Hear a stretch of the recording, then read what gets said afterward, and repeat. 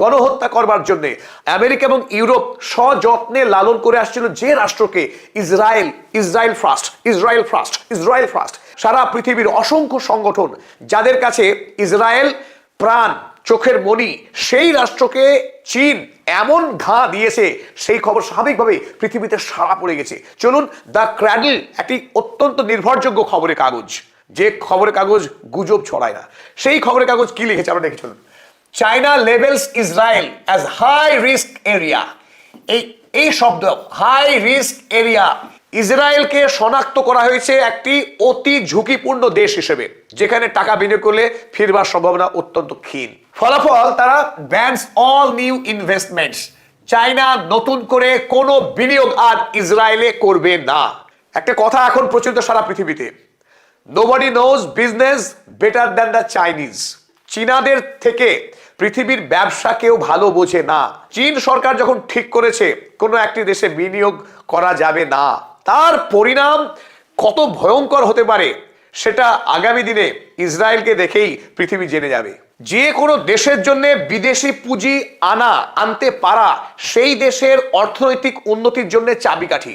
যদি কোনো দেশে বিদেশি বিনিয়োগ আসা বন্ধ হয়ে যায়, সেই দেশ অর্থনৈতিকভাবে কোনো দিনই ঘুরে দাঁড়াতে পারে না। এই মুহূর্তে ইসরায়েলে মোট $242 বিলিয়ন বিনিয়োগ আছে বিদেশি টাকা।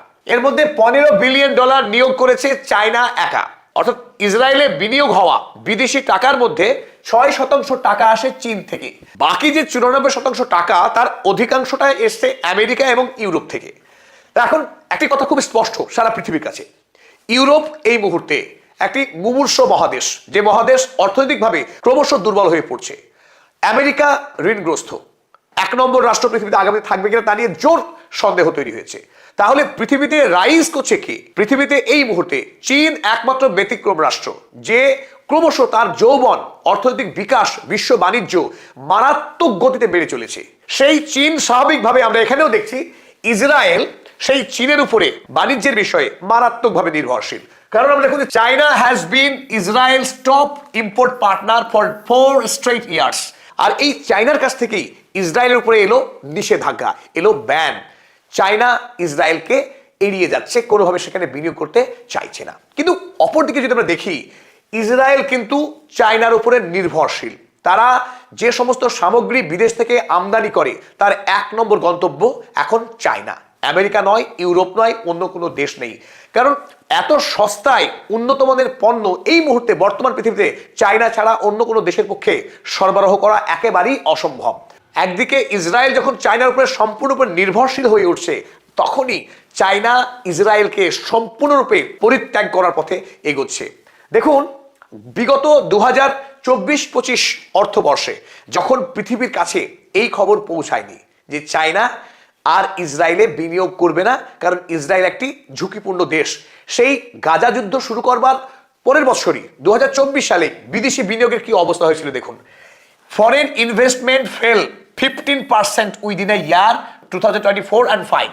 2024-25 সালেই বিদেশি বিনিয়োগ এক লাফে 15% কমে গিয়েছিল ইসরায়েলের উপরে। আর আজ সারা পৃথিবীতে যখন দামামা বেড়ে গেছে যে চায়না আর ইসরায়েলে কানা করিও ইনভেস্ট করবে না, কারণ ইসরায়েল একটি ঝুঁকিপূর্ণ দেশ, যুদ্ধবাজ দেশ, গণহত্যাকারী রাষ্ট্র, সেখানে বাণিজ্য করা সম্ভব নয়। তখন আগামী দিনে ইসরায়েলে বিনিয়োগ হওয়া, বিদেশি টাকা আসা একেবারেই অসম্ভব, এটা বলে রাখা যায়। কারণ এখান থেকে একটা প্রশ্ন থাকতে পারে যে তাহলে যারা জায়োনিস্ট তারা টাকা ইনভেস্ট করবে, কারণ তাদের স্বার্থ আছে, ডেফিনেটলি তারা করতেই পারে। কিন্তু একটি কথা আমাদের স্মরণ রাখতে হবে, জায়োনিস্টদেরও জায়নবাদের থেকে টাকার প্রতি ভালোবাসা বেশি। ডিপ স্টেট, ইলন মাস্ক, এদের মতো বা ব্ল্যাক রকের যারা মালিক, তারা টাকাকে কি করে বাড়ানো যায় সেই চিন্তা নিয়ে বেশি মগ্ন। জায়নবাদকে কি করে বাড়ানো যায় সে বিষয়ে তাদের ভালোবাসা থাকতে পারে, কিন্তু টাকার থেকে বেশি নয়।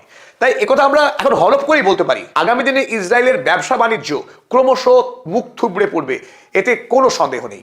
এই প্রেক্ষিতে চলুন আমরা সাম্প্রতিক সময়ে আল জাজিরা এই খবর প্রকাশ করতে গিয়ে তারা একটি অসাধারণ হেডলাইন করেছিল। হেডলাইনের জন্য পড়ে নিই। তারা লিখেছে, is Israel's current path setting it on course of collapse. অর্থাৎ এই শব্দটা কোল্যাপস, ইসরায়েল ইজ কোল্যাপসিং। ইসরায়েল আগামী দিনে হুড়মুড় করে কি ভেঙে পড়ার পথে, ইসরায়েল কি ধ্বংসের পথে এগিয়ে চলেছে, এই প্রশ্ন তুলে দিয়েছে আল জাজিরা। কারণ চীন বর্তমান পৃথিবীর নির্ণায়ক শক্তি। যে পথে চীন হাঁটে বাকি পৃথিবী সেই পথকেই অনুসরণ করে। আর চীন যখন ইসরায়েলকে বর্জন করেছে, বাকি পৃথিবীর সময় এসে ইসরায়েলকে বর্জন করা।